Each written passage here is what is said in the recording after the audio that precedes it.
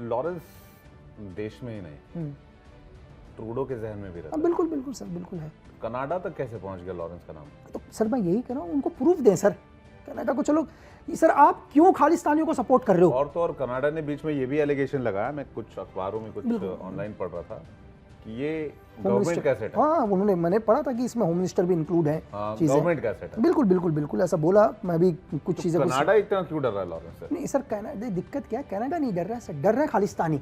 देखो छोटा सा मैं समझाने की कोशिश करूँ, क्या है खालिस्तान मूवमेंट? कुछ नहीं है, बिजनेस है सर। बिजनेस क्या है? वेस्ट, फिर हम दोबारा वेस्ट में आ जाते हैं सर, दोबारा मैं वेस्ट पर आऊंगा।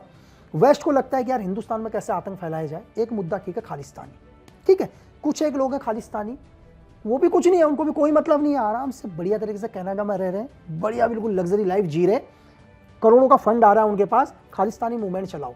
बच्चों को बहला बहला के कनाडा बुला रहे हैं, कुछ बच्चे बेचारे पढ़ाई के नाम पर जाते हैं, उनका ब्रेन वॉश करते हैं, यहाँ पर टेररिज्म फैलाते हैं। उनका तो बिजनेस है पैसा लेना। मैं आपको वैसा बताता हूँ, उनको वेस्ट से मिल रहा है पैसा, वेस्ट से पैसा मिल रहा है, दबा के पैसा मिल रहा है। बीच में रोक दिया था ट्रंप ने, जब ट्रंप रिजीम में थे तो उन्होंने। डेफिनेटली सर, बीच में मैं आपसे कह रहा हूँ ना, तभी विदिन 20 तारीख को जब हॉट सीट में बैठेंगे तभी पता चलेगा आगे क्या हो रहा है चीज़ें।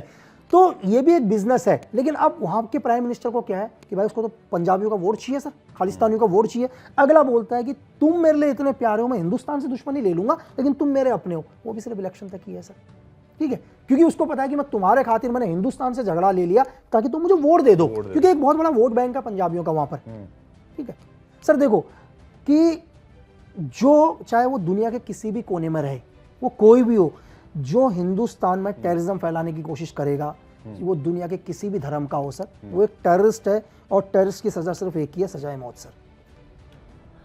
लॉरेंस बिश्नोई और कनाडा के बीच में जो या ट्रूडो के बीच में जो कुछ भी हुआ, उसमें जो निर्जर मारा गया बिल्कुल, हाँ, उसमें कहीं कोई लिंक कभी समझ में आया कुछ? सर देखो एक्चुअली क्या है, लॉरेंस के कुछ एक लोग, एक्चुअली क्या है, कुछ एक लोग हैं जो हमारे देश से भी वांटेड चल रहे हैं इस टाइम, ठीक है। उनकी लास्ट लोकेशन जो भी पता करी एनआई वगैरह ने जो भी बोला, मेरे को तो एग्जैक्ट लोकेशन मुझे नहीं पता, लेकिन जो मैंने सुना कि यार उनकी कुछ एक लोकेशन कनाडा में थी।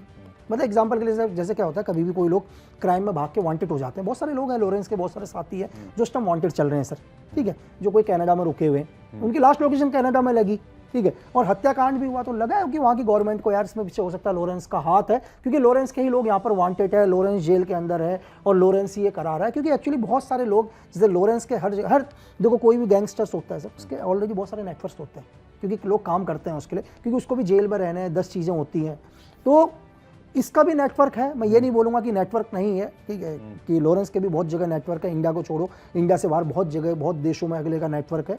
तो इस बेस पर हो सकता है कि कनाडा गवर्नमेंट लॉरेंस के ऊपर नाम लगा रही है, और मैं ये कहता हूँ क्या पता हो भी सर, मुझे नहीं पता, और हो सकता है कि हो मारा भी, इन्वेस्टिगेशन का मैटर है, क्या पता मारा भी, और क्यों सर, जबकि मतलब जब इन्वेस्टिगेशन निकल कर आएगी, कोई एविडेंस निकल कर आएंगे तो सब सामने आ जाएगा कि इसके पीछे किसका हाथ है, बट जो भी है ठीक ही है सर। एक आखिरी सवाल लूंगा, यूएस में पन्नू के ऊपर थ्रेट के मामले में एक एक्स इंडियन आर्मी, बिल्कुल बिल्कुल बिल्कुल सर, विकास यादव का बिल्कुल जो एक नाम आया था, वो क्या कहानी है सर? एक्चुअली क्या है, देखो यूएस कहता है ऐसा है कि सीआईए बोलती है ऐसा कि पन्नू को मारने की एक प्लानिंग हुई थी, वो उनका कहना है सर कि पन्नू को मारने की एक प्लानिंग हुई थी, और जिस आदमी ने जो प्लानिंग करी थी वो एक इंडियन गवर्नमेंट से बिलोंग करता है, और उसने एक किलर को हायर किया जो पन्नू को मारे।